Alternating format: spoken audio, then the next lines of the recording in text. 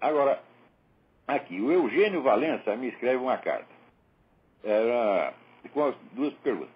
Primeiro, por qual motivo o senhor acha que o indivíduo militante da causa esquerdista age todo dia e o dia todo em prol da causa, como se estivesse sendo açoitado pelo chicote leninista?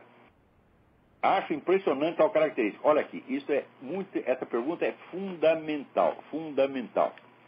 Porque as pessoas normais, elas cuidam dos seus interesses particulares e pensam em política de vez em quando.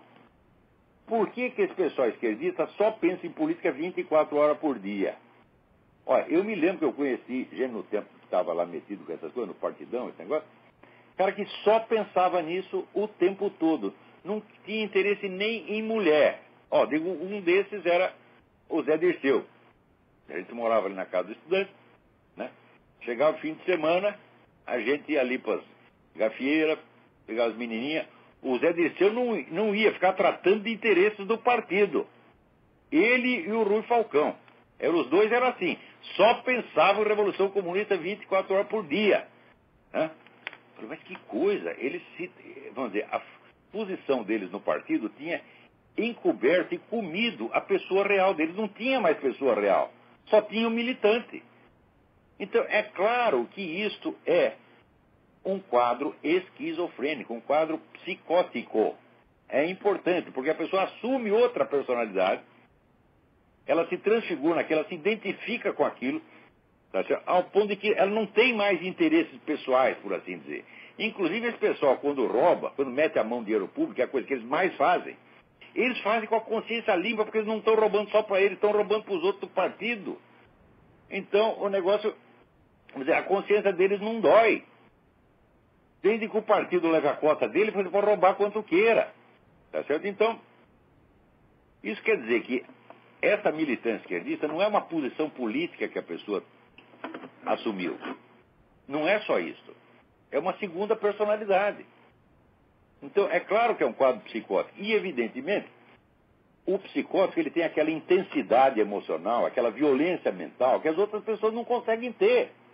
Depois conseguem falar disso 24 horas por dia, só pensam nisso. Tá? Não tem, vamos dizer, uma variedade de repertório. Se você olhar, por exemplo, você lê livros marxistas, os caras só estão preocupados o tempo todo com uma coisa, a conquista do poder. Eles só pensam nisso. Eles podem estar falando do que quiserem, qualquer assunto. O fundo é sempre esse. Nós precisamos alcançar o poder. Então, todo livro marxista é escrito por um sujeito que quer tomar o poder para outros que querem tomar o poder junto com ele. Então, eles não dizem o que estão vendo, eles não dizem o que estão sentindo. Eles dizem o que eles acham que você tem de acreditar para você dar o poder para eles. Então, é sempre uma linguagem dupla, tem dois andares da linguagem. Né? Se uma pessoa que está por fora, que lê aquilo, tem lá um monte de palavra em código que ele não entende, só a militância entende. A não ser que você adquira alguma prática, estude o negócio. Então, você vê, eu sempre digo que tem duas maneiras de você mentir. Uma eu chamo de contaminação, a outra eu chamo de intoxicação. Contaminação é o seguinte, você fala um monte de coisas verdadeiras ou inócuas e coloca uma mentirinha lá no meio, mas uma mentirinha decisiva, bem disfarçadinha. Então você engole aquilo sem perceber e depois aquilo vai desencadeando o efeito gradativamente, vai tomando ali o seu subconsciente e afetando o campo inteiro da sua percepção do mundo. A segunda maneira, que eu chamo de intoxicação, é o seguinte, o sujeito mentiu o tempo todo, em tal velocidade, com tal variedade, que você não aguente, você não dá para você discutir com o cara, porque para desmenti-lo você precisaria escrever uma enciclopédia. Então, por exemplo, agora lendo esse último livro do Antônio Negri, que é uma entrevista que ele deu para um outro fulano, você olha a cara dos dois, tem a fotografia dos dois na contracapa, e você olha assim, eu compraria um velocípede usado de um desses caras, fala, mas de jeito nenhum, o velocípede não vai funcionar, vai vir com o pneu furado, Você olha a cara deles e fala, pelo amor de Deus, né? Então, ali, Al Capone, Luca e Luciano, né? Então, já fiquei com medo de ver a cara deles ali atrás. Mas quando você vai ler, o Antônio Negri ele consegue mentir com uma intensidade que ele não para. Assim, a média é 3 ou 4 mentiras por página. Então, quando você chega na página 5, você está completamente derrotado. Você fala, olha, ou eu vou engolir tudo que esse cara está falando, ou então vou jogar esse livro fora já. Porque é tanta mentira, mas tanta. Né? Então, como é que o cara consegue fazer isso? É porque isso não é uma posição política que ele tem.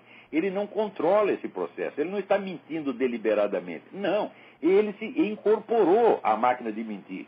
Ele já se transformou naquilo. É uma segunda personalidade. Então é claro que é um quadro psicótico. Toda, vamos dizer, participação, direta ou indireta, na mentalidade revolucionária, é psicose, gente. É psicose. Isso já estava descrito no começo do século XX, essa psicose, né, se chama delírio de interpretação, estava descrito pelo grande psiquiatra francês, Dr. Paul Sérieux, né, no livro Les Folies Résonantes, As Loucuras Raciocinantes. É um livro de 1910. Está descrito, ele não estava pensando em política, não estava pensando em nada, ele estava simplesmente descrevendo um quadro clínico. Quando você lê, mas isso aqui é a mente revolucionária, meu Deus do céu. Então, é por isso que a pessoa não aguenta discutir com os caras, porque eles têm uma violência mental que a gente não consegue. Por exemplo, eu falei, lá no Accuracy in Media, o meu amigo Cliff Kincaid, ele faz lá uma coleção de frases aberrantes, insultuosas, absurdas, ofensivas, ameaçadoras, ditas por esse pessoal de esquerda, não acaba mais. Eles dizem assim, nós vamos matar você, nós vamos estuprar sua mulher, nós vamos matar seu filho. Eles falam assim.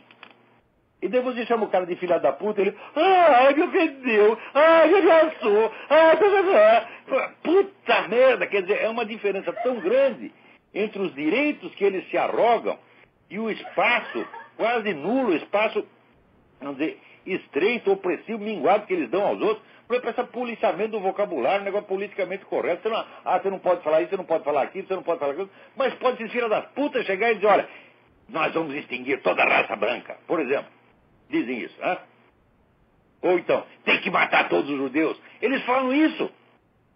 Não é nenhum nem dois, são centenas deles que falam isso de gente importante, não é um maluco que está bêbado na esquina. O cara fala isso da cátedra universitária, fala isso no parlamento, né? E o outro lado fica quietinho, porque se inibe. É isso que nós estamos vendo dia após dia. Por exemplo, a gente vê essa mendacidade desse pessoal do PT que está no poder. Eles mentem de uma maneira assim, que não para. O Lula é 4, 5 por dia, porra. Agora chega esse outro Michel Temer, acho que esse é pior que o Lula. Porque você tem aquela cara de ostra, tá, né? E tudo aquele negócio do que o Lula tinha proposto transformar as Farc em partido político, ele diz, o Lula não disse nada disso, mas ele disse com a melhor das intenções. Eu digo, mas se ele não disse nada, como é que pode ter dito com boa ou má intenção? Quer dizer, na mesma linha, o cara diz, eu estou mentindo, eu sou vigarista, né? Tem que ter, sabe, aqueles carimbinhos na testa, assim, ó, vigarista.